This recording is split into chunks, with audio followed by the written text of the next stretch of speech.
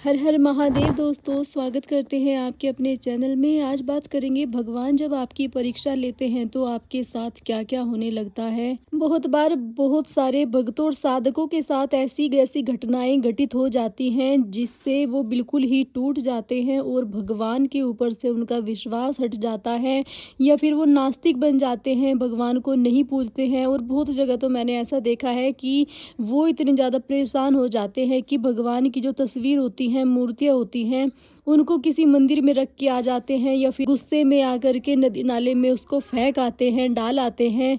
क्योंकि उनके जीवन में जब कोई समस्या, कोई दुख आ जाता है, कोई परेशानी बहुत बड़ी आ जाती है तो वो सिर्फ और सिर्फ भगवान को दोषी मानते हैं। बोलते हैं कि मैंने तेरी इतनी सारी पूजा की थी, हर वक्त तुझे अपना माना था, सारी बातें तुझसे शेयर की थी, इतनी पूजा पाठ की थी और तूने मेरे जीवन में फिर भी इतना बुरा टाइम लाया। तो ऐसे ही इंसान, बहुत लोग टूट जाते हैं, बहुत बुरा समय उनके ऊपर आ जाता है, तब वे ऐसा कार्य करते हैं कि भगवान को दोषी मानते हैं। और जब भगवान आपकी परीक्षा लेते हैं, आज हम बात करेंगे कुछ ऐसे ही विषय के ऊपर कि आपके साथ क्या क्या हो सकता है जिससे आप कभी भी डगमगाए ना। अपना विश्वास आप भगवान के प्रति रखें, समर्पण अपना भगवान के प्रति आप रखें तो आप उस परीक्षा से आराम से निकल पाओगे, आपको कोई भी दिक्कत परेशानी नहीं होगी। देखिए, बहुत लोगों के जीवन में बहुत सारी खुशियां जब रहती हैं तो कोई भगवान को याद नहीं करता है, लेकिन जब उनके जीवन में दुख आ जाते हैं, दुख आना शुरू हो जाते हैं, तब वे भगवान को दोषी मानना शुरू कर देते हैं। तो लोग भगवान की नियमित रूप से पूजा करते हैं, आराधना करते हैं, मंदिर जाते हैं और विश्वास वो भगवान पर रखते हैं। वे, उनके मन में ये धारणा रहती है कि कभी भी उनके जीवन में कोई दुख ना आए, वो हमेशा खुशी रहें और वे इसीलिए ही भगवान की पूजा करते हैं।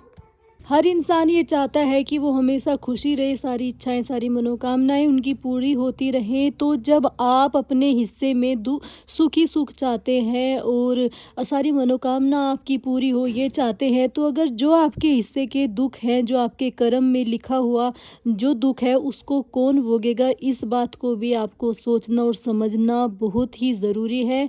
क्योंकि दुखों का जो टाइम होता है, दुखों का जो समय होता है, वो बहुत ही भयानक होता है, डरा देने वाली चीज़ होती है और किसी को भी दुख पसंद नहीं रहते हैं। हर कोई चाहता है वो खुश रहें, लेकिन आपने ये तो चीज़ बात देखी होगी, नोट की होगी कि हर सिक्के के दो पहलू हैं। कभी धूप है जीवन में, कभी छाँव है, कभी नरम है, कभी गरम है और कभी सुख है, कभी दुख है। तो जो दुख भी हमारे कर्म के हैं, उनको भी आपको अच्छे से भोगना चाहिए। जैसे आप खुशियों को अच्छे से सेलिब्रेट करके भोगते हो, हाँ, कि दुख सेलिब्रेट नहीं किए जाते हैं, लेकिन उन्हें भी आप भगवान की भक्ति करके अच्छे से अपने आप को ये समझा करके कि जब मैंने अपने हिस्से के सुख भोगे हैं तो मुझे दुख भी भोगना है। अपने आप को अच्छे से मोटिवेट करके आपको प्रभु की शरण में लगना है, उनको आपको बिल्कुल भी नहीं छोड़ना है। जितना भी आपके ऊपर दुख आ जाए या कितने भी आप खुश हों, आपको परमात्मा में हमेशा ध्यान रखना है, हमेशा उनकी पूजा पाठ आराधना करते रहना है। क्योंकि आदि अंत और मरने के साथ भी, मरने के बाद भी वे ही परमात्मा जो है आपके साथ रहेंगे। सुख और दुख जीवन का एक आधार है, ये आपके जीवन में घटित होता रहता है, आता जाता रहता है। लेकिन अगर आप इन सब चीज़ से उभर के परमात्मा में अपनी लो लगा करके रखेंगे हमेशा, पहली तो बात, बड़े से बड़े साधकों को, बड़े से बड़े ज्ञानी ऋषि मुनि हमारे देश में हुए हैं, लेकिन दुख सब ने भोगे हैं। बल्कि बहुत से ऋषि मुनियों ने तो ये तक के कह दिया था परमात्मा को कि मेरे जीवन में जितने भी दुख हो, परमात्मा आप मुझे दुख दीजिए, और जब अगर मेरे जीवन में खुशी आई, मेरी शादी हो जाएगी, बच्चे हो जाएंगे और फिर पोते पड़पोते हो जाएंगे, तो मैं तेरा नाम लेना भूल जाऊंगा। तू मेरे जीवन में सिर्फ और सिर्फ दुख ही दुख दे, ताकि मैं अकेला रहूं और कोई भी मेरे पास ना रहे। क्योंकि जब इंसान के ऊपर दुख आते हैं तो वो अकेला रहता है, लेकिन जब खुशियाँ आती हैं तो बहुत लोग उसके आसपास रहते हैं, जिस कारण से मोह माया में फंस करके इंसान परमात्मा का नाम नहीं ले सकता है।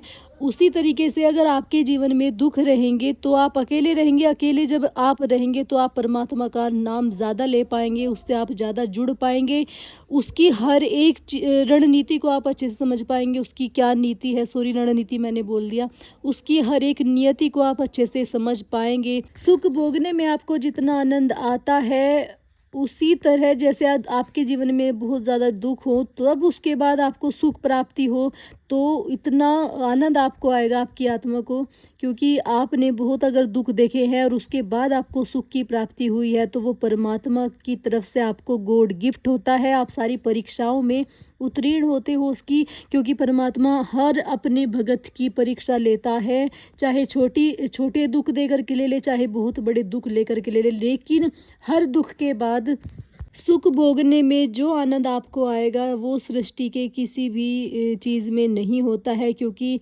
आप वो व्यक्ति हैं जिसको परमात्मा ने परीक्षा में पास किया है, और आपने आपके जीवन के जितने भी दुख थे वे आपने अच्छे से भोगे हैं, परमात्मा का नाम लेकर के भोगे हैं, और उसके बाद जो आपको सुख की प्राप्ति होगी तो वो बहुत ही अच्छा अनुभव आपके जीवन का होगा। तो दोस्तों, कभी भी अगर आपके जीवन में कोई भी दुख आए तो उसको बहुत ही अच्छे से, सहजता से, स्थिर मन के साथ आपको उसको भोगना है। बहुत बड़े बड़े दुर्घटना जीवन में हो जाती है, हमारी साथ भी हुई है, इंसान चले जाते हैं, ख़त्म हो जाते हैं, मार दिए जाते हैं, और तरह तरह की रुपए पैसे से किल्लत देखी, हमने भी देखी है, आपने भी देखी होगी। एक्सीडेंट हो जाते हैं, बहुत घटनाएं जीवन में घटित हो जाती हैं, दुख इतने हैं बहुत ज़्यादा, खुशियाँ बहुत थोड़ी इसलिए लगती है क्योंकि वो बहुत अच्छा समय होता है। दुख की घड़ी थोड़ी भयानक होती है, लेकिन आपको परमात्मा की भक्ति के साथ सारी चीज़ें छोटी लगना शुरू हो जाएंगी, दुख भी आपको बहुत ही कम दिखाई देना शुरू हो जाएगा। और आप इसी तरीके से, जिस तरह से आप पूजा पाठ अब सुखों में करते हो, तो दुखों में भी आप अच्छे से यूं ही भगवान को मानते पूजते रहना। भगवान परीक्षा लेते हैं, परीक्षा का टाइम जब आपका टल जाएगा तो आपके जीवन में खुशियाँ ही खुशियाँ होंगी। मुझे आशा है वीडियो आपको पसंद आई होगी। अगर पसंद आई है प्लीज़ वीडियो को एक लाइक कर दे, कमेंट में ओम नमः शिवाय। अगर पहली बार चैनल पर हैं प्लीज़ चैनल को सब्सक्राइब करके घंटी के निशान को ज़रूर दबाया करें। और कल फिर मैं आपको मिलूँगी एक और नई वीडियो में नई जानकारी के साथ। तब तक आप सभी अपने घरों में स्वस्थ रहें, खुश रहें। आप सभी को जय माता दी, जय माता दी, हर हर महादेव।